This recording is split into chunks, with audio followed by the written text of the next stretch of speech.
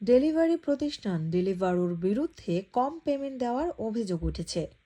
ইকোনমিতে কর্মরত শ্রমিকদের income cover করার জন্য নতুন ডিলের অংশ হিসেবে কোম্পানিটি এই বছরের শুরুতে মিনিমাম স্যালারি দেওয়ার প্রতিশ্রুতি দেয়।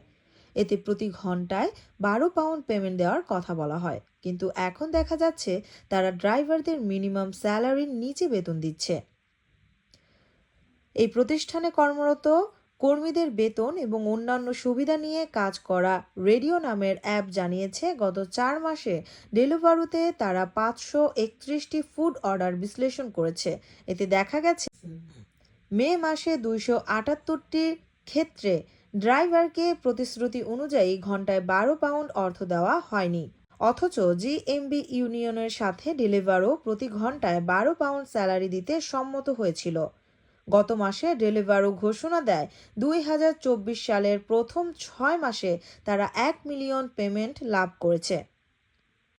এমন অবস্থাতেও তাদের বিরুদ্ধে কম পেমেন্ট দেওয়ার অভিযোগ উঠেছে। ডেলিভারিতে এক্সিটর বেস্ট ড্রাইভার মার্টিন লুইস 2021 সাল থেকে কাজ করছেন। তিনি রেডিওকে তার ডেলিভারি রেকর্ড পরীক্ষা করার অনুরোধ জানিয়েছেন। তিনি বলেন, তার ধারণা ডেলিভারো কর্তৃপক্ষ ন্যায্য অর্থ দেয়নি। তারা 48% অর্ডারের মিনিমাম বেতনের নিচে পেমেন্ট করে থাকে, অর্থাৎ 48% মানুষ কম বেতন পাচ্ছে। তাদের মতো শ্রমজীবী মানুষের প্রতি বড় বড় কোম্পানিগুলোর এমন অবিচার মেনে নেওয়া কঠিন। 39 বছর বয়সী উইলস আরও বলেন, ডেলিভারোর অ্যালগরিদম সঠিকভাবে কাজ করে না। এতে ওয়েটিং টাইম, ট্রাফিক এবং গ্রাহকের জন্য অপেক্ষার টাইম কাউন্ট করা হয় না। ড্রাইভাররা ন্যায্য পেমেন্ট থেকে বঞ্চিত হয়, তাই ডেলিভারোকে জবাবদিহিতার আওতায় আনতে হবে। রেডিওর কো-ফাউন্ডার আলফিক পার্সি জানিয়েছেন, বিশ্লেষণে দেখা গেছে ডেলিভারো তার মিনিমাম পাবলিক প্রতিশ্রুতি পূরণ করতে ব্যর্থ হয়েছেন। তারা এমন শত শত উদাহরণ খুঁজে পেয়েছেন যেখানে ন্যায্য বেতন দেওয়া হয়নি।